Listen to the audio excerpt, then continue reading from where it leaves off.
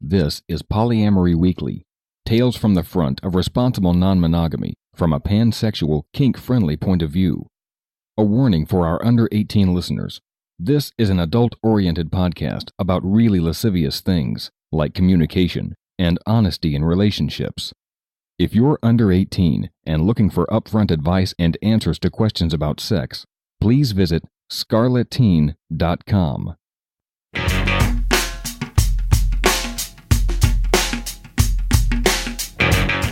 This is Polyamory Weekly, episode 565 for November 11th, 2018. Coming up on today's show. Help, I'm polysaturated. That's coming up on today's show.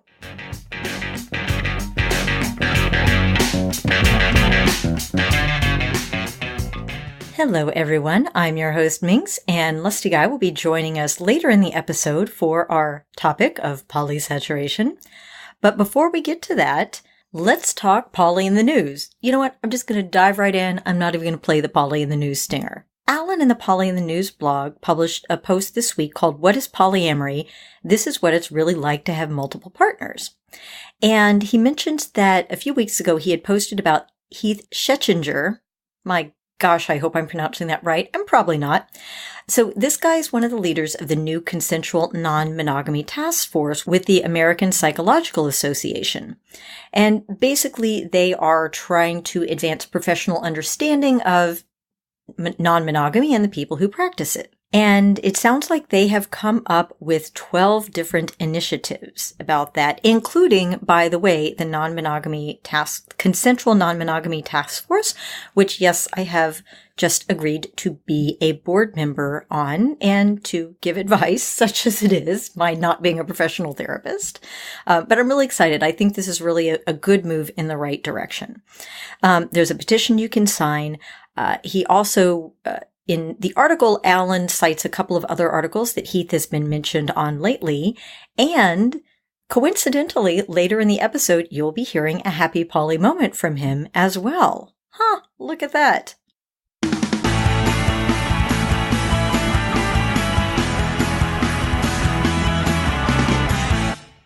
Our question this week is from Paul. Hey, lustyguy, you want to summarize Paul's question? Oh, you know I live for such moments, and here we have some excerpts from Paul's letter, and thank you, Paul, for writing in.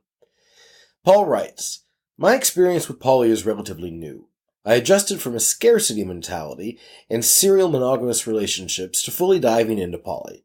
It's been a huge relief to experience what to me is a better and healthier for me relationship model.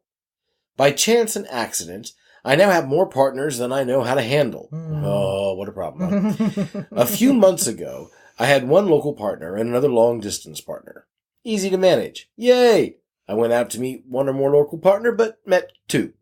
Then my long-distance partner moved to my city for her own reasons. So I went from 1.1 partners to 4 in a short time. So a long-distance partner is 0.1? Well, you know, everybody has their own shorthand, right? Okay. And that's followed by, Cumulatively, there are more demands on my time than I'm able to meet, and feelings are starting to be hurt as I make inevitable choices. I need to make changes. I strongly believe in not taking away other people's agency. I feel I shouldn't decide that I should end a relationship to protect their feelings from the truth. It's better to give them true information and let them choose. On the other hand, that feels like a cowardly and passive way to essentially break up. Other than don't bite off what you can't chew, do you have any advice for me, Paul? Well, Paul, thanks for writing in. And, you know, this is a not uncommon problem. A lot of people, when they first discover poly and feel it really suits them, go a little crazy. Well, the term polysaturated exists for a reason. Exactly. So it's probably not a coincidence that you're new to poly, and I shouldn't say crazy, apologize for being ableist, and tend to overindulge, shall we say. I don't know. I think it's also very common for men who are new to poly to be unable to indulge. It's true. So if you can indulge, then boom, all that. But anyway, that's all neither here nor there. Yeah. And I do applaud your instincts in saying, in recognizing that if you just break up with people for your own convenience, that's really taking away their agency. Because there may be a middle-of-the-road solution. I mean, we're talking time management here, right? It doesn't sound like emotion management is an issue. You're not feeling conflicted about the actual relationships. You're just discovering you kind of forgot to build in time for yourself. Well, as people say all the time, right? Love is unlimited. Time is not. Yeah. And it's also important to take time for yourself. I'm reminded you're not going to be a good partner if you're not taking care of yourself. I'm reminded in one of our workshops a while back at the Center for Sex Positive Culture, I forget which workshop, but somebody in the back raised their hand and said, is it okay to schedule a night just for myself during the week? And we're like, it is mandatory that you schedule. If you have to ask that question, it is mandatory that you schedule some time for yourself. If you're not a good person, a good partner, if you don't take however much time to yourself, then by all means, take time for yourself. That is okay. Absolutely. Your partners will thank you for it. I mean, here's the thing. What you've got to do is love yourself first here. And what that means is you've got to treat yourself well when it's difficult to do so. So start out by doing the difficult task of actually inventorying how your time in a given unit period time, called a week, should be laid out. So for example, you might say, I need one night a week that is just for me, that I don't have to do anything with anybody. I want to spend a night a week regularly with partner A, and I want to spend a night with partner B regularly. That's 3 nights. Now, I also want to have 4 nights completely open that I don't schedule until 24 hours in advance if I do. Now I've got 7 nights. You have to go through that exercise. I don't know what the numbers are going to be, but do that exercise for yourself and think to yourself, what's going to be how it works out best for me? And then let your partners know, this is what I have available for you. And least you think that this is cold or hard-hearted, let me tell you about the first time I met a partner of mine who I've been with now for 9 years, albeit we have a long distance relationship now. We are still fast friends and loves, and we just in fact saw each other a weekend ago, and she goes by She Who Cannot Be Named. And when we first met, She Who Cannot Be Named sat me down and said, here's the deal. I'm a new mother. I have a very demanding career. For you, I have 1 or 2 days a month. Is that acceptable? And I said, yeah, that's acceptable. That's 9 years ago. So if you can correctly inventory what you have available as an act of self-love and then communicate that to your partners, they then can figure out for them if what you have fits their needs. And you got to respect their decision. Exactly. And that's doing what you wanted to do, which was let your partners have their own agency. If you go round in circles and go through your schedules and try to do a lot of little dance steps to see if something's going to work, and the ultimate answer is no, it's really not working for that partner, then that partner gets to say, you know what, I love you, but this is making my life worse. Now, one of the fears that I got in reading your letter was that you're worried that you'll have to say to partner C, and I'm just picking numbers arbitrarily, or letters arbitrarily, you know, what I really want is to see B more than you. You don't have to say that. What you can say is, this is the time I have available for you. And when they say why, say because of the totality of my schedule and my needs, this is what I have. Which really is true. You don't have to make it a comparison game. In fact, to the extent you can avoid the comparison game in poly relationships, everybody comes out ahead. So if what is true, when you look at the totality of your schedule, you have this much time that you're willing to give somebody, that's the answer to why. Not because I want to see somebody else more than you. Make sense? Yeah, and there are other things that you can do, too. We have a friend who, at one point, I don't know if this is still true, but had quite a few partners. I'm going to say 6, 7, 8 in town, quite a few.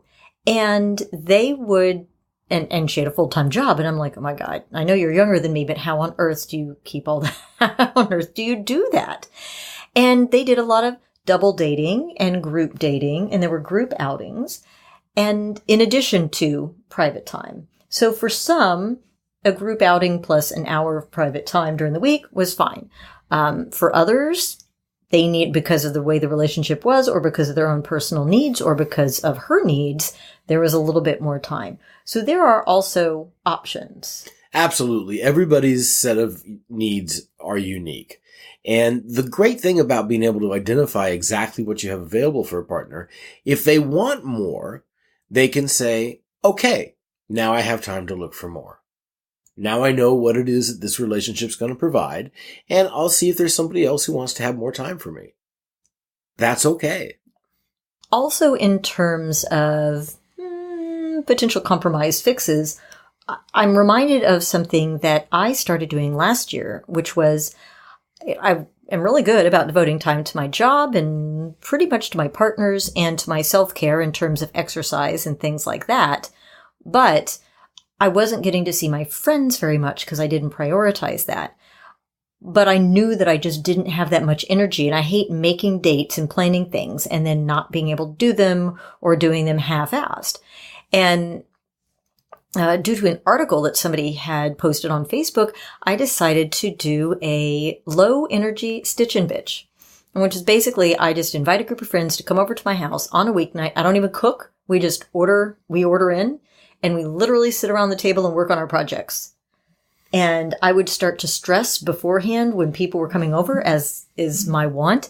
And then I realized you don't have to finish that thing before people come over. You work on it with them. And so we would all sit and work on our individual projects and talk and chat. And so there was a sense of, I felt like I was spending time with people. I was getting to see my friends, but I wasn't having to make a choice between going out for drinks, which I didn't have time for, and, for example, finishing the podcast, which was frankly usually what I worked on during the stitch and bitch. We all have our own crafts. Right. So there are little fixes that might work, and those are some basic time management things. You can post on any poly list if you're trying to find a way to make the most of your time. But that's not really the question that you're asking. I just want to throw those in there because that's how I think, right? Well, absolutely. Group activities may be a possible solution for you. And thinking outside the box is almost never a good idea unless there's vacuum outside the box. We don't want to be there then. Other than that, in any case, those are real possibilities. But the heart of what I think we're saying is that it is okay to have however much time you have for a relationship. And as long as you communicate that honestly to everybody involved in a way that truthfully centers you and says it's because this is what time you have, and you let them make their own decisions, yeah, you're in the right ballpark, man. Yep. Let them decide if that works for them.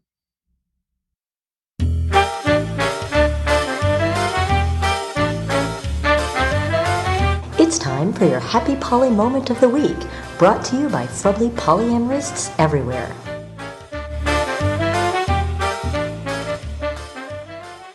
Well, at the beginning of the episode, I promised you a happy poly moment from Heath, who was also in our Poly in the News segment, and here we go. He writes, I just wanted to pass along a happy poly moment. I'm a counseling psychology doctoral student and have been providing therapy to clients a couple days a week in College Counseling Center in the Kansas City area. A couple weeks ago, I brought up the issue of inclusiveness of our intake paperwork. Namely, I pointed out how we were being inclusive in how we asked about a number of demographic characteristics, but were essentially assuming all our clients were monogamous. This led to a conversation about the message we were sending by not asking about relationship orientation and how this topic had never been formally discussed in the clinic. My supervisor's response and the discussion that have followed have been amazing. Not only did my supervisor approach the clinic director about the issue, but asked if I'd be willing to conduct an hour-and-a-half seminar for the entire clinical staff on working with consensually non-monogamous clients.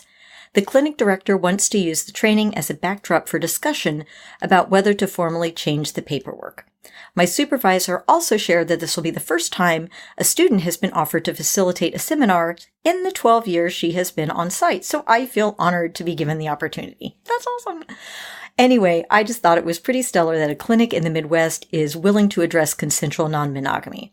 I'll be giving the seminar in late February. Wish me luck. Well, Heath, break a leg because you are going to be awesome. And that is wonderful that people in the therapy and psychological and counseling professions are recognizing that this is something that needs to be considered. And while I'm sure many patients are monogamous, it's always nice to be inclusive. And just because I couldn't resist, we have a second happy poly moment from Jim, who gives the following context. He says, look, our house is openly poly. My oldest son is 16, and we have had various sex/consent/safety discussions over the years with him. He's a high-functioning ASPy, that's Asperger's syndrome, which means he's on the spectrum for autism. He's super direct and logical and funny. He sent this text yesterday. Parents, good evening. I have 2 requests. Please procure me some water-based lube. I'll pay for it if you see fit. Also, tell Jay, Mom's boyfriend, he ought to visit. I don't think I've seen him in a while. Note that these requests are completely unrelated, all caps. Okay, that gave me a chuckle. Jim writes, look, it raised an eyebrow for sure, but I'm so proud of him for being comfortable asking for help. I suspect it's for solo use, though. He does have an awkward teenage romance in progress. I'm planning to rehash the safety/hygiene/sex/consent conversation with him and probably take him to buy supplies in person so we can confront the social stigma of buying safer sex supplies. On point 2, what a happy poly moment. He wants to nurture Mom's relationship and its place in our home. He's told me before, Dad, I think I want to start out as monogamous. It seems far less complicated. And props to him for realizing, despite the efficiency of sending 1 text, not 2, he needed to clarify that the 2 requests were unrelated and that was funny. Well, it certainly gave me a chuckle. I don't know about you.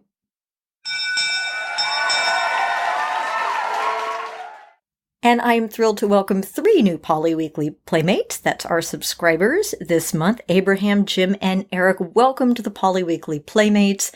So appreciate your monthly donations to help keep the podcast going. We are a free resource that has helped hundreds of thousands of people navigate their introduction to and continued success with polyamory. Your donations keep the podcast free for everybody, both inside and outside the community.